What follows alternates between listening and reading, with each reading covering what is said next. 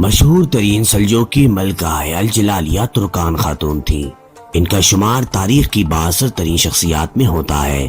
یہ ایک جاگیردار تغمش خان کی بیٹی تھی۔ ان کا رشتہ علی پرسلان نے اپنے بیٹے ملک شاہ کے لیے مانگا تھا تاکہ تغمش خان کے ساتھ تعلقات بہتر ہوں جو خراب تھے۔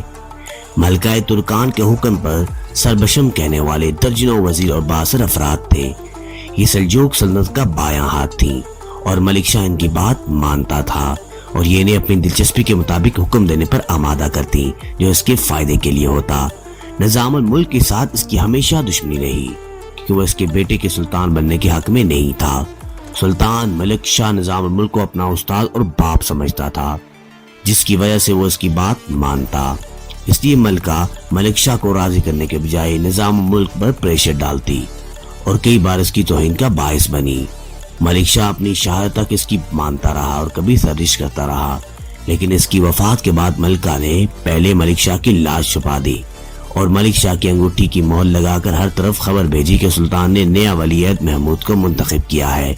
اس کے بعد ملک شاہ کی لاش اصفہان لے کر پہنچ گئی اور ملک شاہ کے خاص وزیر سعد الدولہ کو پھانسی پر لٹکا دیا جس کے سپرد اصفہان تھا۔ وہاں اپنے بیٹے محمود جو بھی 10 سال کا تھا کی بادشاہت کا اعلان کر دیا۔ ملکہ زبیدہ کے پاس اتنے اختیارات نہیں تھے جتنے ترکان کے پاس تھے اور وہ اسے عروجہ نامی قلعے میں رہتی تھی۔ اس کا بیٹا برقیارق ارد گرد کے علاقے کا وزیر تھا اور سلطان نے اصل میں اسے ولی عہد مقرر کیا تھا، جبکہ سلطان کے دو دوسرے بیٹے سنجر اور تپار بالترتیب خراسان اور ارجن کے علاقوں کے حکمران تھے۔ ترکان نے فوج بھیج کر بقیارق اور ملکہ زبیدہ کو گرفتار کروا لیا جو بعد میں اپنے ہمدردوں کی مدد سے فرار ہو گئے۔ اس کے بعد ترکان، تپار اور بقیارق سنجار کے مابین کئی جنگیں ہوئیں اور کئی سال کوئی نتیجہ نہ نکلا۔ آخرکار ترکان اپنی موت مر گئی اور تخت برقیارق کے ہاتھ آ گیا جو اس کا حق تھا۔